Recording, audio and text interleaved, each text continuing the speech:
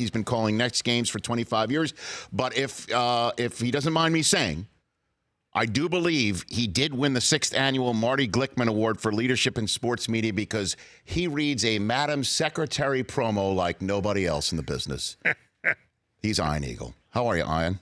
Rich, thank you. Thank you so much.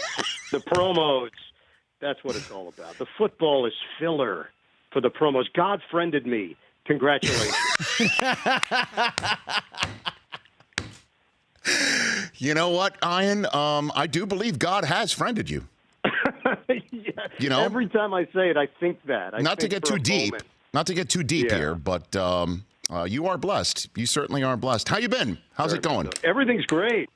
First of all, congratulations to you and your crew. Okay. The job you did in London was off the charts. Thank you. Impressive. Wow. That is not easy. First of all, when you have a booth that is as large as that one, as you now know. Yes, the gantry. Physically, I have no idea how you all fit in the booth, literally.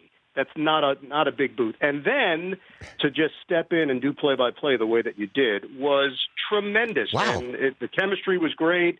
It was a really enjoyable broadcast. Thank you, Ian. That means a lot coming from you, especially. And, I think they did remove some part of the gantry, as they referred to it at Wembley, to fit us all four men in a broadcast booth. But, man, that's why, it's so much fun to do that. I've been waiting for a long time to call an NFL game, and, so...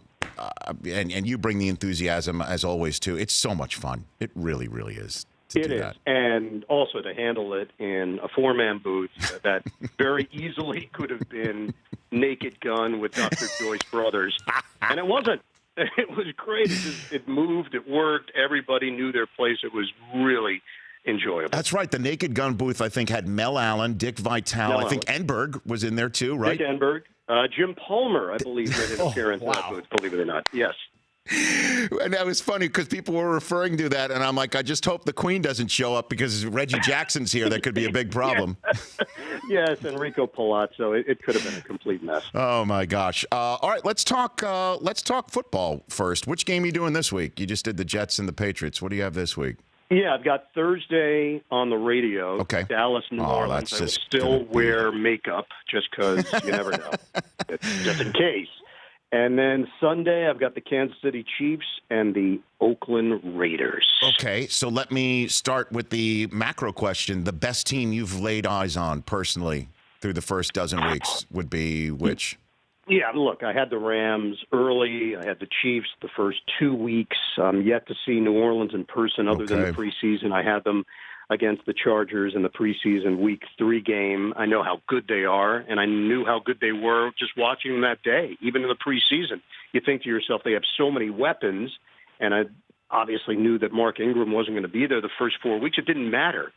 This team is stacked, and the real question to me is just going to be defensively for the Rams, the Chiefs, and the Saints, who at this point are on a different level than the other teams in the NFL. New England is in that next tier. I think the Chargers are in that next tier. Pittsburgh, that was a hit last week against Denver, but I still think the Steelers will get things together, and they'll be a force to be reckoned with come playoff time. And then in the NFC, you've got this secondary grouping that includes Dallas, and I am not sure yet on the Cowboys. I'm very curious to see how they handle themselves this week. To me, New Orleans has the most potential defensively. They've had a bunch of playmakers. I think Dennis Allen's done a very good job with this group. The Chiefs have the most questions defensively, and then the Rams, they got a bunch of big names. They're getting Talib back. I like the balance that Los Angeles has on that side of the ball, and I think when the smoke clears, it's L.A. and it's New Orleans in the NFC. Yeah, I know, and I think you touched on that there, Ian, about the game that's coming up on Thursday that you're calling on the radio, is the Cowboys are feeling it. They're feeling it right now, and you're hearing the sound bites coming out of there. DeMarcus Lawrence, we cannot play for a family audience, how he essentially said, I can clean it up, is that all you got to do is just get in the face of a high-flying offense and frustrate them, and they might disintegrate. and Dak saying we put our pants on one leg at a time just like them. And I think that's you're getting the sense here. This could be a moment where Dallas does want to throw its hat in that first-tier ring in the NFC. No doubt. This could be a seminal moment for them. Elliott is running the football like the guy that we saw in his rookie year, and I think they've gotten back to it. They've gotten back to who they are, and maybe it took the Amari Cooper transaction for them to get a better understanding of how they had to win games and how they had to run their offense. Offensive line has looked better again, has looked like a dominant group in recent weeks. Defensively, just fun watching Leighton Vander Esch. He's great. Run all over the field. What a great story, fantastic story. You're doing research and you're trying to jot down notes, and you realize that he went to a high school that had a graduating class of 11. 11. They had enough for one offense or one defense. In fact, they didn't play regular football. They played 7-on-7, 8-on-8 in high school. So he averaged 26.7 points per game as a senior in high school on the basketball team. But they had 11 students. Like one person didn't make the team, basically. It's pretty amazing. And I give Jason Garrett credit. Rich, I don't know how many times you've been forced to talk about this because it's a legitimate story of him being on the hot seat, and every single time he seems to come through and rally his team and get them together when it matters most. An Eagle here on the Rich Eisen Show. Have you called Mayfield? Have you seen him personally yet? Yeah, we did Hugh Jackson's finale, his swan song. By the way, Hugh Jackson's finale is a great album. I think that was. Was. Oh yeah, 78. What a great year for music. Yeah, finale. ELO. Hugh Jackson's finale was. I think it was acoustic. Hugh Jackson's finale. It was acoustic, and they just didn't even want to go into the studio and put all the electronics. It was perfect. It was perfect the way it was. Awesome. It's funny because we look back now on that meeting. And Dan Fouts asked him in the meeting, he said, well, you've got Baker Mayfield. Why aren't you running more of the stuff that he ran at Oklahoma? Oh, yes. The run-pass option stuff. And you said, yeah, great question. I agree. And Dan says, well, what's the answer? Come on. I agree. And we walk out of there thinking, what is going on here? And obviously that was the end of the line. They lose that game. Baker was great in the sit-down. We were really impressed. Dan, myself, Evan Washburn, our production team, we walked out of there thinking, wow, this guy has legitimate leadership qualities, but there was something amiss, even in some of our questions regarding the offense, regarding Todd Haley, regarding Hugh Jackson, and we were not shocked when they made the decision. That just seemed to be complete disorganized chaos behind the scenes. And now they got a little something going. And Cleveland-Houston is a huge It's game. so much fun. It's so much fun. Him versus Deshaun Watson would have been, a Fowler-Herb Street game two years ago, right? Exactly. And here we go. I can't wait to watch something like that. But what does that mean? I agree. Does that mean I'm serious? Like, would that mean that he was actually against it, but knew that he had to tell you the answer you were looking for? Or because he wanted to be, he didn't want, like, say, you and a Hall of Famer like Fouts to think that he was clueless, or or was there really an internal struggle that the head coach was losing? I mean, what does that mean? Yeah, my sense was he was basically trying to say to Dan that, yes, we should be doing that, but we're not. And that was, if you remember, on the heels of him questioning Todd Haley in the press conference post-game the week before. Right. Then came out and said, no, we've met, we're good, everything's cool. Well, it wasn't cool, and it wasn't good. And then the stakes got raised another level when he signed on with Cincinnati, and Baker had his reaction this week.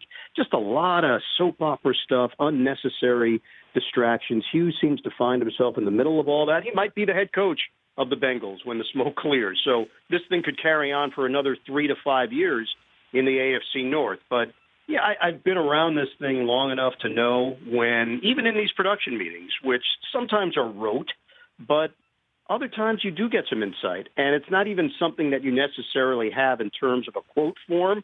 It's just more of a vibe. And the vibe there was, this thing was a sinking ship. And Iron Eagle here on the Rich Eisen Show. One last one for you. So you're doing the Chiefs. You're going to the black hole. And so Mahomes, he is just awesome. He is just so much fun to watch. And it looks like they're getting Eric Berry back. To me, we had a poll question yesterday. The team that could beat the Chiefs, the biggest threat to the Chiefs, and we named all of the suspects that you would think. And I said it's themselves. They're a game in front. They've got this kid Mahomes who's red hot.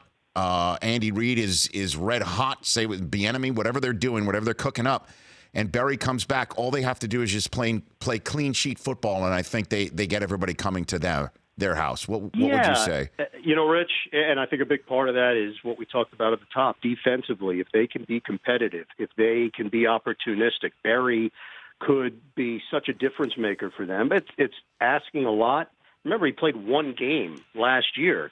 He had a ruptured Achilles. So the fact that he's even coming back this year, we had no idea what he would be. He has yet to play a snap in 2018. So I don't want to push it too far with Berry and how that changes the balance of things in the AFC. I just know that Mahomes has not come down to earth, and I don't know if he ever will come back down to earth.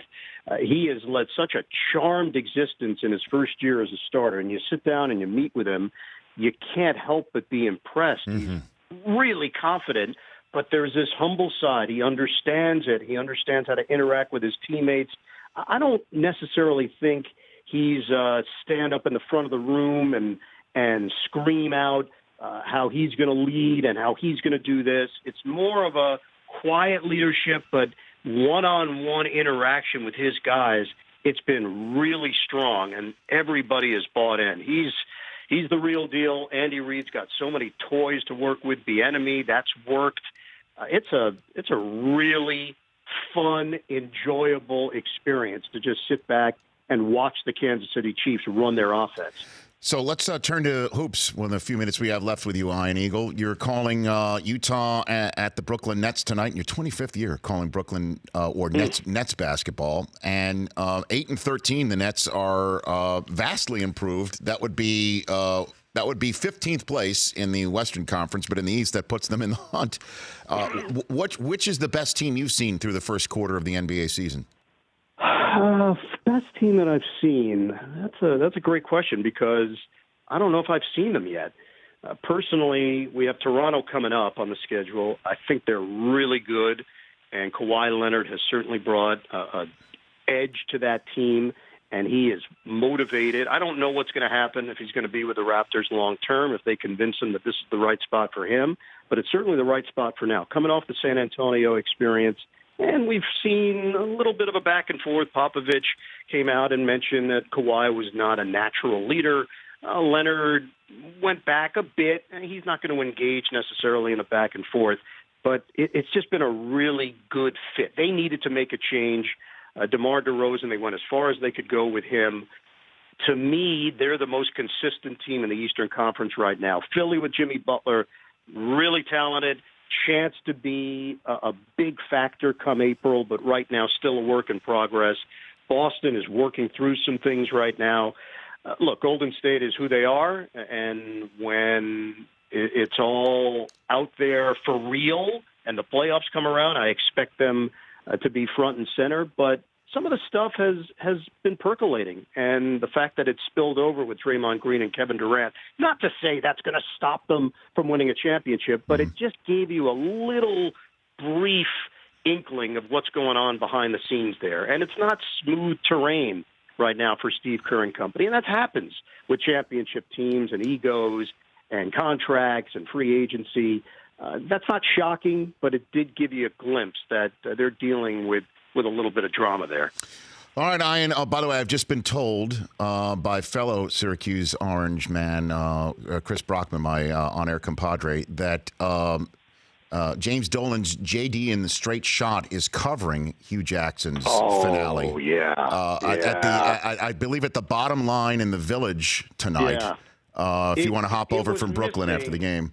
It was missing the harmonica riff, and now I think JD and the Big Shots they'll get to that. Yeah, he's going to put his own spin on it.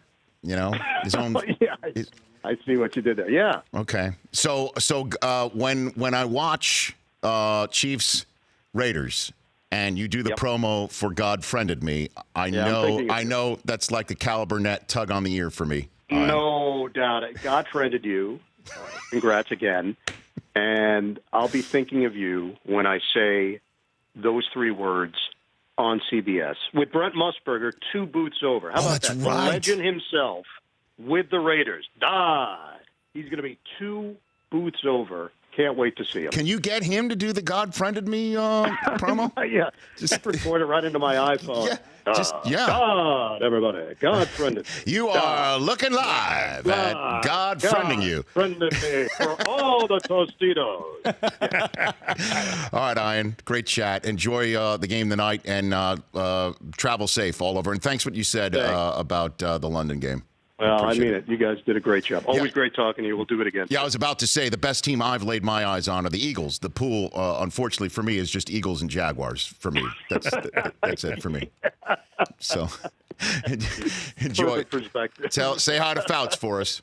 I will. Okay, I will. that's Iron Eagle, everybody. The Rich Eisen Show, weekdays at noon Eastern on Audience.